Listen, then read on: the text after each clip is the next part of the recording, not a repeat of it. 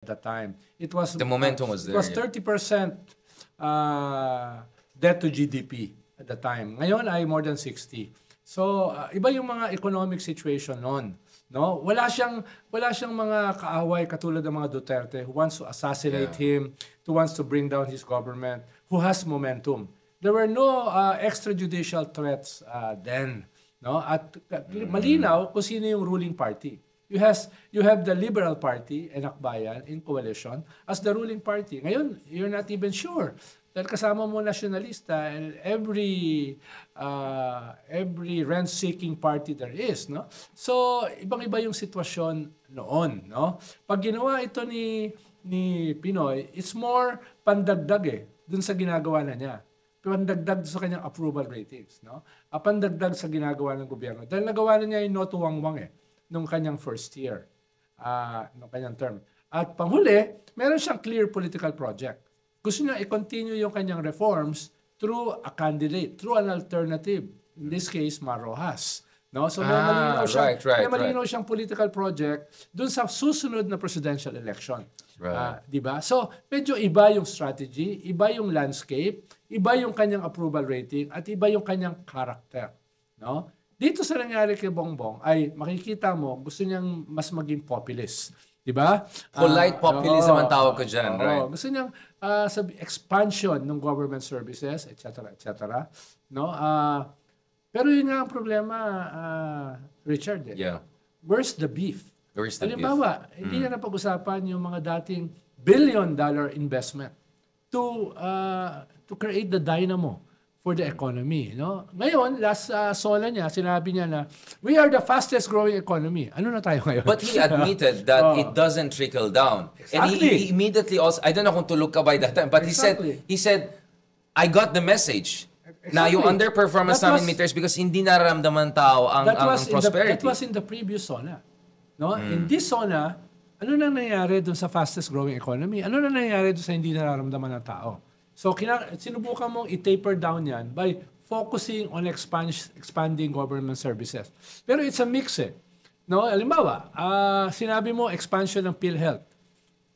Yung dialysis, libre na yun Yung sinasabi mo na it's no longer an expansion, it's ongoing. But there are many things people don't even know. Yeah, but that's But you have to promote it, right? That's information. Several years na gumagana yan Well, panahon pa ni Duterte, libre ng dialysis So, anong sinasabi mo na expansion ng dialysis? It's ongoing.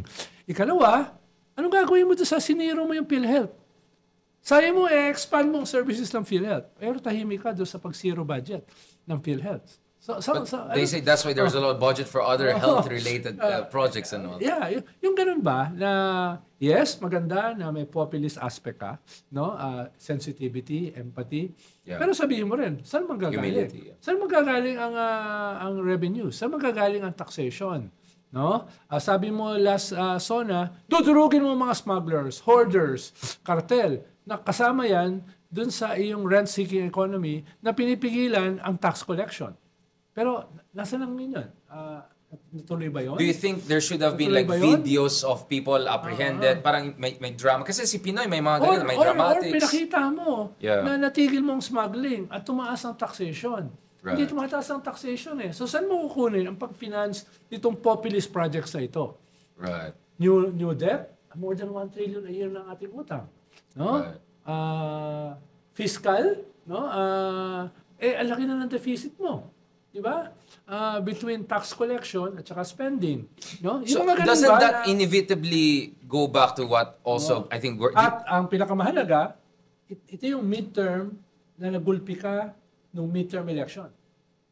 Which is supposed to be a plebiscite on your leadership and governance. A referendum, Nagulpi ka ron, dun sa midterm na yan. At going from the specter ng iyong budget controversy. Ba't hindi mo binanggit yung open bycam? Ba't hindi mo binanggit yung mga nakasalang na bills tungkol sa participative, transparent budget process? Didn't he make a dig at the insertions, at the flood control projects which have been clearly a failure? Ang logical niyan ay yung open budget. Bakit ka tahimik doon? So, medyo may disconnect. no, na gusto mong investigahan. Maybe he doesn't want to get ahead of kasi, kaka-re-elect lang nung Speaker of the House and Senate. Maybe he wants to talk about... But that's defining. Dahil ang pinanggalingan mo was the controversy of the budget na gumuho ang iyong approval rating because of that. And the Duterte's weaponized that. Yeah. Oo, na-weaponized ang kalaban mo eh. No? Ikalawa, medyo dapat tanggapin mo na may political earthquake na nangyayari. These mortal enemies are out to get you. So, sana, in-emphasize mo yung ICC na mag-rejoin tayo. Ito yung faces ng mga biktima, no? Dito ngayon. Huwag mo kalimutan, it's just 2 years na lang eh. Before the next election, ito yung kalaban mo. No? Ito yung kalaban mo. Simulan mo na silang katayin, banatan. Di ba? Ayaw mo magsalita tungkol dun sa impeachment. At least magsalita ka, I am here to defend the Constitution. Marami ng indirect na pwedeng i-spin ng iyong forces. No? Ano, ang sinasabi mo kasi, you are trying to inspire your troops going into battle. No, you're trying to harness these young voters, no? Going into 2028, no? Ang sinasabi ko, that's part of a strategy. No? Can't it be done by his I don't know, impresarios, deputies? Hindi ba parang hindi pwede i-build up nila yan? Like who? No, like Claire Castro, for instance. Can she build on... Mas ang role ni Claire is an attack dog. No? Hindi siya ganun ka-articulate in terms of proposal. Halimbawa, education. Remulia. What about education? Si John Vic, si Boying, papunta na ng ombudsman. Diba?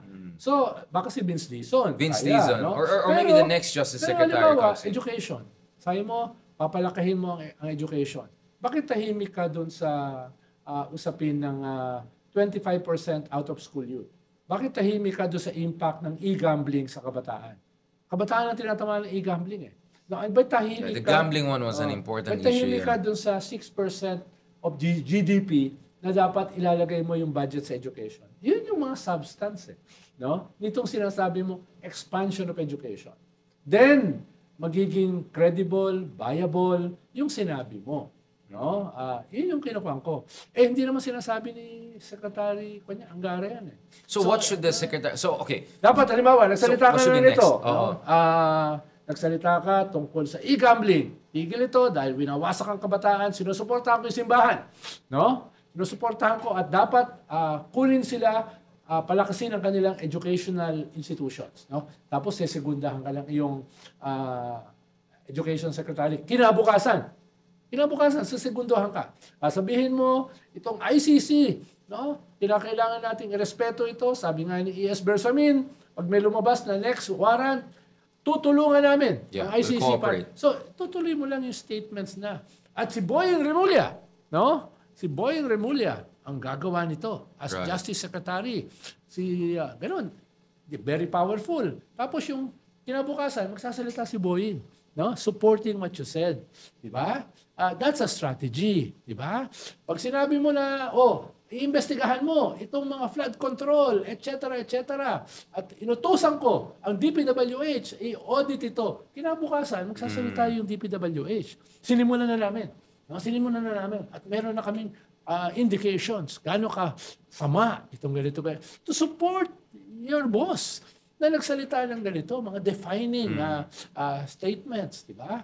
Etc., etc. And speaking of the man of the hour, the new boxing champion now, General Torre, was clearly he was really the star of the night. I mean, he walks into the room, everyone go there, and then pumunta pa siya sa side ko. By the way, unlike you, Sir Ronald, he appreciates my shadow kicking. Magaling daw ako. Sabi niya, ay, magaling ka pala. So, according to a certain DDS Tribune, we are the champions of shadow fighting. No comment. No comment. No comment. Sir, no? I refuse to answer because my answer might discriminate. No, but the president said something halimbawa, yung Torre. Sige. Sinundan na niya sana. Sinundan na niya. No? Doon sa 3 years, mas marami nahuli at hindi ganun kadami namatay sa EJK, whatever. Kaya yung 6 years ni Digong. Itong kampiyon laban sa mga kulto. Right. Katulad ng KOJC. Laban sa impunity, katulad ng crimes against humanity. So you think he should build on Torre more? Itong kampiyon na ito, hindi na ito kampiyon sa boxing. Kampiyon ito laban sa impunity. At ngayon, tutulong siya. Laban dito sa massacre ng mga sabungero. Gamitin yung salita, massacre. Mahigit 100 no? Tutulong siya dito. Lalo na, yung iba rito ay leader ng pulis nung panahon ng Duterte. So, well, he admitted that there are scalawags inside. Puro indirect di ba? Puro indirect. You have 2 years. Diretso na. It shows you are, para kang to borrow a page from the Duterte book. Wala kang kinakatakutan. I-specify mo yung kalaban. I-specify mo yung iniimbestigahan. I-demonize mo. Di ba? Sabi niya, ilalabas ko yung listahan nitong mga gumawa ng anomalous na flood control projects. Ibig sabihin, papunta siya ron. Bakit hindi niya gawin yun sa iba? Diba? Na malinaw na kung sino itong mga so, ito. in short, there are some green shoots there, but you feel it just wasn't pushed to its logical conclusion. Kaya sabi ko, cup half full, half empty. But, Yes, but maganda can't the cup be more filled up a bit in the coming weeks and months by his deputies? Sana. Tahimik Torres step up, Remulla step up. Tahimik yung mga sekretary mo May narinig ka ba after ng SONA na sumisegunda sa mga sinabi niya? Except Vince Dizon. Yeah, Vince Dizon is the guy. Narinig ko siya, di ba? Right. So, yun lang sinasabi ko. Lahat ito ay part of a strategy. They all have to step up. Yeah. Hindi siya unintended consequences lang. Talagang merong plano. Ito yung sasabihin nito. Ito yung habol mong output. Di ba? That's a strategy. Tapos minimeasure mo yan per month, per year, going into 2028. Makukuha ba natin yung ating output? Okay ba yung ating media cycle? No? Nagmarka ba tayo? No? Yung mga kalaban ba natin, kinakabahan, ninenervous? Aba, on the offensive pa.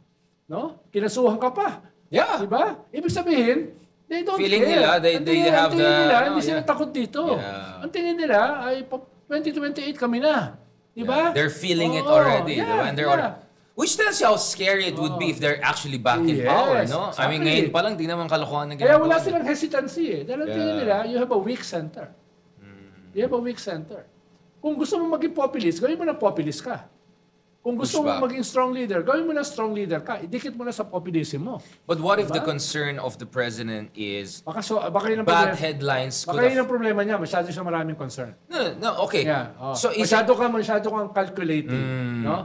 Hindi ka nakakatalon. No? You need a leap of faith. Oo. Ayoko naman mangyari sa isang Duterte na rambling on, kung ano sinasabi. Pero yun, reckless. Yun yung kanyang calculation. No, I'm reckless, no, pero I'm authentic and I'm brave. Yeah. Kahit hindi totoo. No? I mean, obviously, hindi totoo. I mean, we can see it runs in the... Diba? Pero, ano na yung kwan mo? Ano na yung pinag-uusapan natin? Ano na yung strategy mo? Right. No, but my point is, the next few months will be crucial if everyone steps up, if you get the right ombudsman, pieces of the puzzles could still come together. Maybe should the president have more talks with vloggers? Maybe we'll have him here on this show or something like that. Sinuporta mong Senate President, itong ginawa mga chairman. Doon pa lang, nakita mo na. Si Marcoleta, atakihin ka. Ba't ginawa chairman niya nung sinuporta mong Senate President? Investigahan ka yan. Clearly. No? Itong ginawa mong Foreign Affairs Committee, itong sinuporta mong Senate President, clearly pro-China yan. Ano nga yung mangyayari sa foreign policy mo? No? Itong human rights, gusto mo ma-package yung sarili mo as a champion of human rights, civil liberties, etc. para mawala yung legacy ng Marcos years. No? Ito na yung bagong legacy. Bakit yan ang kinuha mo? So, these are indications saan papunta yung next 2 to 3 years. Doon ako ninenervyos, di ba? And that's why we're having this discussion because we're hoping people are listening because, everyone has a skin in the game. I mean, literally, some of us have a skin in the game as we can see, as we speak live. Yes. Sir Ronald, okay, this is important part. Next year, we're going to be the ASEAN chair.